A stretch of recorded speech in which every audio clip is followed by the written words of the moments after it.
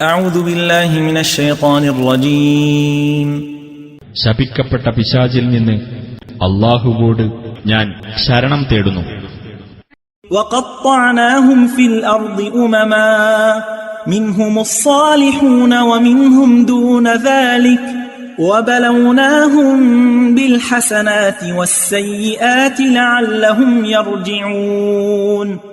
ഭൂമിയിൽ അവരെ നാം പല സമൂഹങ്ങളായി പിരിക്കുകയും ചെയ്തിരിക്കുന്നു. അവരുടെ കൂട്ടത്തിൽ സദ്വൃത്തരുണ്ട്, അതിന് താഴെയുള്ളവരും അവരിലുണ്ട്. അവർ മടങ്ങേണ്ടതിനായി നാം അവരെ നന്മകൾ കൊണ്ടും തിന്മകൾ കൊണ്ടും പരീക്ഷിക്കുകയുണ്ടായി. فخلف من بعدهم خلف ورثوا الكتاب يأخذون عرض هذا الأدنى ويقولون سيغفر لنا وإن يأتهم عرض مثله يأخذوه ألم يؤخذ عليهم ميثاق الكتاب ألا يقولوا على الله إلا الحق ودرسوا ما فيه والدار الآخرة خير للذين يتقون أفلا تعقلون. അനന്തരം അവർക്ക് ശേഷം അവരുടെ പിൻഗാമികളായി ഒരു തലമുറ രംഗത്തു വന്നു. അവർ വേദത്തിന്റെ അനന്തരാവകാശമെടുത്തു. ഈ നിസ്സാരമായ ലോകത്തിലെ വിഭവങ്ങളാണ് അവർ കൈപ്പറ്റുന്നത്. ഞങ്ങൾക്ക് അതൊക്കെ പൊറത്തുകിട്ടുന്നതാണ് എന്ന് അവർ പറയുകയും ചെയ്യും.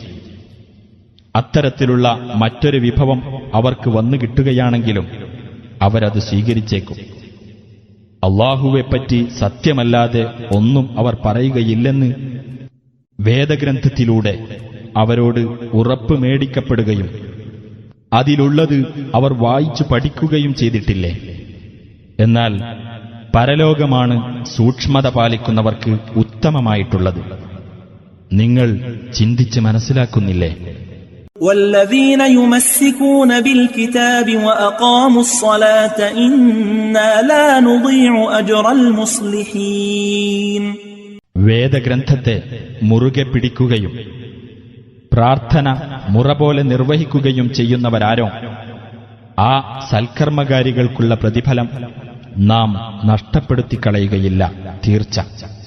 وَإِذْ نَتَقْنَا الْجَبَلَ فَوْقَهُمْ كَأَنَّهُ ظُلَّةٌ وَظَنُّوا أَنَّهُ وَاقِعٌ بِهِمْ خُذُوا مَا آتَيْنَاكُمْ بِقُوَّةٍ وَاذْكُرُوا مَا فِيهِ لَعَلَّكُمْ تَتَّقُونَ.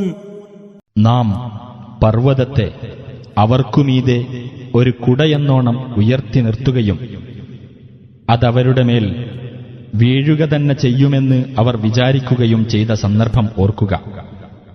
നാം പറഞ്ഞു, നാം നിങ്ങൾക്ക് നൽകിയത് മുറുകെ പിടിക്കുകയും അതിലുള്ളത് നിങ്ങൾ ഓർമ്മിക്കുകയും ചെയ്യുക. നിങ്ങൾ സൂക്ഷ്മത പാലിക്കുന്നവരായേക്കാം.